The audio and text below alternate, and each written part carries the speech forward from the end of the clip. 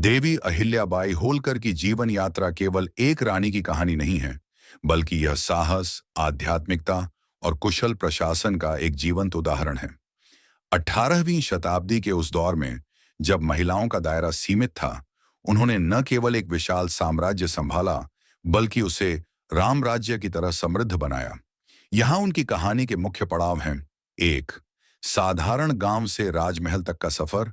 अहिल्याबाई का जन्म 31 मई 1725 को महाराष्ट्र के अहमदनगर जिले के चौंडी गांव में हुआ था। उनके पिता मनकोजी राव शिंदे एक साधारण पाटिल थे। उस दौर में लड़कियों को शिक्षा नहीं दी जाती थी, लेकिन उनके पिता ने उन्हें पढ़ना लिखना सिखाया। भाग्य का मोड़।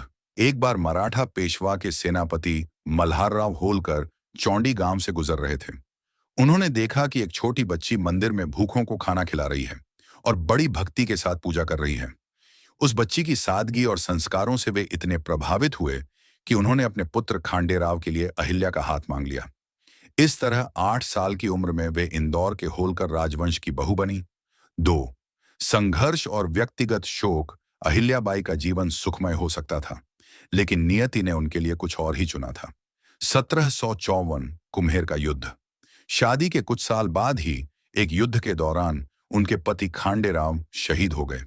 उस समय की कुप्रथा के अनुसार अहिल्याबाई सती होना चाहती थीं, लेकिन उनके ससुर मल्हार राव ने उन्हें रोका। उन्होंने कहा, बेटी, मेरा बेटा चला गया, अब तुम ही मेरा सहारा और इस साम्राज्य की वारिस हो। ससुर और पुत्र का निधन। 1766 में मल्हार राव का निधन हो गया और उसके 1 साल बाद ही उनके इकलौते बेटे मालेराव का भी देहांत हो गया। इतने दुखों के पहाड़ टूटने के बाद भी अहिल्याबाई टूटी नहीं। उन्होंने खुद को संभाला और 1767 में इंदौर की कमान अपने हाथों में ली। 3, एक कुशल शासिका और लोकमाता। अहिल्याबाई ने करीब 28 वर्षों तक शासन किया। उनका शासन काल स्वर्ण युग माना जाता है। न्याय प्रणाली। वे रोज दरबार लगाती थीं और किसी भी गरीब व्यक्ति की फरियाद खुद सुनती थीं। उन्होंने कानून को सबके लिए बराबर रखा। महिला सशक्तिकरण। उन्होंने महिलाओं के लिए सेना की एक विशेष टुकड़ी बनाई और उन्हें शस्त्र चलाने की शिक्षा दी। आर्थिक सुधार। उन्होंने इंदौर को एक व्यापारिक केंद्र बनाया, महेश्वर में बुनकरों को बसाया और आज जो विश्व प्रसिद्ध महेश्वरी साड़ियां हैं, उनकी शुरुआत अहिल्याबाई ने ही की थी। राजधानी का परिवर्तन। उन्होंने प्रशासन की सुविधा के लिए अपनी राजधानी इंदौर से हटाकर नर्मदा किनारे महेश्वर स्थानांतरित की। 4, सांस्कृतिक पुनरुद्धार। भारत भर में निर्माण। अहिल्याबाई की सबसे बड़ी पहचान उनके द्वारा किए गए धार्मिक और सामाजिक कार्य हैं। उन्होंने केवल अपने राज्य में नहीं, बल्कि पूरे भारत में काम किया। काशी विश्वनाथ मंदिर। मुगलों द्वारा नष्ट किए गए काशी विश्वनाथ मंदिर का जीर्णोद्धार 1780 में अहिल्याबाई ने ही कराया था। अन्य तीर्थ। उन्होंने सोमनाथ, अयोध्या, मथुरा, हरिद्वार, द्वारका और बद्रीनाथ जैसे स्थानों पर मंदिर, धर्मशालाएं और घाट बनवाए। सड़कें और कुएं।